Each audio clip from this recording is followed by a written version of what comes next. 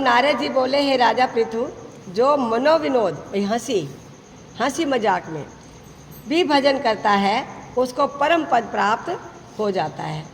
जो श्रद्धा युक्त होकर भजन करता है उसके महात्म्य का वर्णन नहीं किया जा सकता। इस संबंध में मैं अति प्राचीन इतिहास सुनाता हूँ, ध्यानपूर्वक सुनो।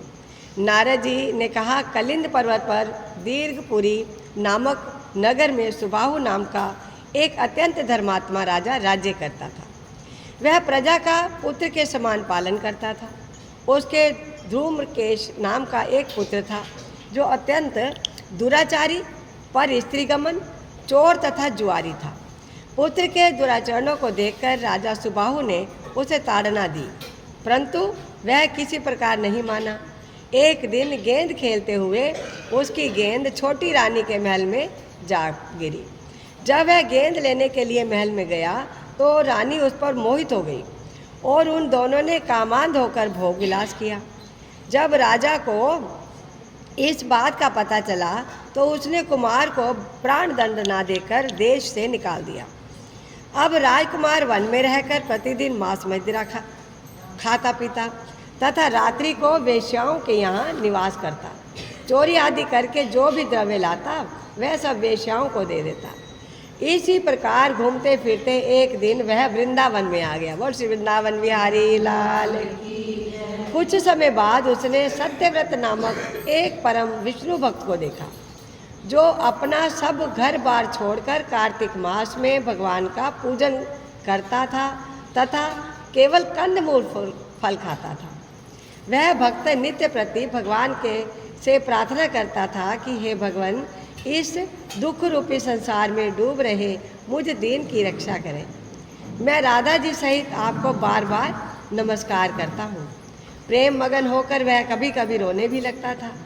ध्रुमकेश ने उस भक्त की जब यह क्रिया देखी तो रात्रि को वेश्या के घर आकर मिट्टी की एक मूर्ति बनाकर वैसे ही सब कृत्य किया और अंत में स्तुति आदि कर वेश्या के घर में ही सो गया।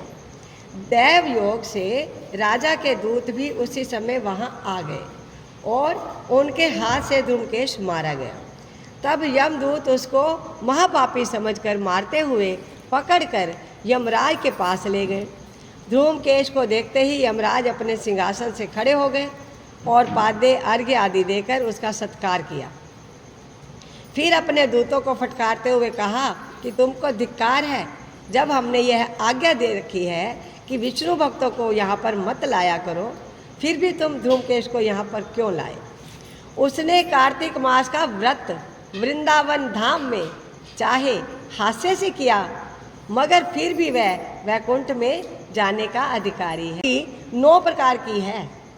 उनकी कथा सुनने से राजा परीक्षित, कीर्तन से सुखदेव जी, स्मरण से प्रहलाद जी, पाद सेवा से लक्ष्मी जी, पूजा से पृथु जी, वंदना से अक्रूर जी, दास भाव से सुग्रीव जी, मित्र भाव से अर्जुन तथा आत्मनिवेदन से राजा बलि जिस प्रकार परम पद को प्राप्त हुए, उसी प्रकार चाहे हास्य से ही तुमने भगवान की पूजा की, मगर फिर भी तुम स्वर्ग के अधिकारी हो। यद्यपि अंत समय से पूर्व किए गए अपने कर्म अनुसार तुम नरक के अधिकारी थे, तथापि अब निश्चय ही तुम्हें वैकुंठ प्राप्त होगा। कार्तिक मास में की गई भगवान की पूजा निरर्थक नहीं जाती। जहाँ पर भगवान शालिग्राम है वहीं पर गंडकी नदी तथा अन्य तीर्थ हैं। तब ध्रुमकेश यमराज से पूछने लगा कि भगवान सब नदियों को छोड़कर गंडकी को कैसे प्राप्त हुए। यमराज ने कहा, किसी समय वेदशिरा नामक ऋषि सब लोगों की हित कामना से गंगा जी के तट पर तपस्या कर रहे थे। उनके इस घोर तप से भयभीत होकर इंद्र ने ऋषि की तपस्या भंग करने के लिए मंजू घोषा नाम की अप्सरा को भेजा। मंजू घोषा उस रमणीक स्थान में क्रीड़ा करती हुई अपने रूप और यौवन का प्रदर्शन करके अनेक हाव भाव दिखाने लगी। फिर उसी स्थिति में उसने मुनि के चरणों का स्पर्श किया तो उनके रोमांच खड़े हो गए। तत्पश्चात मुनि को अपने वशीभूत जान मंजू घोषा ने अपनी दोनों भुजाएं उनके गले में डाल दी। तब क्रोधित होकर मुनि ने श्राप दिया कि तुम मुझे इस संसार सागर में डालने को उद्यत हुई हो, इसलिए नदी बन जाओ। तब मंजू घोषा ने प्रार्थना करते हुए मुनि से कहा, हे मुने, मैं श्राप योग्य नहीं हूँ, आप मुझे क्षमा करें। उसकी प्रार्थना से द्रवित होकर मुनि ने कहा, जिस समय भगवान विष्णु वृंदा के श्रापवश शिलारूप होकर तुम में गंडकी नदी में स्थित होंगे, तब तुम भगवान को धारण करने वाली होगी। इस प्रकार मेरे द्वारा दिया गया यह श्राप तुम्हारे लिए वरदान से भी अधिक श्रेष्ठ सिद्ध होगा।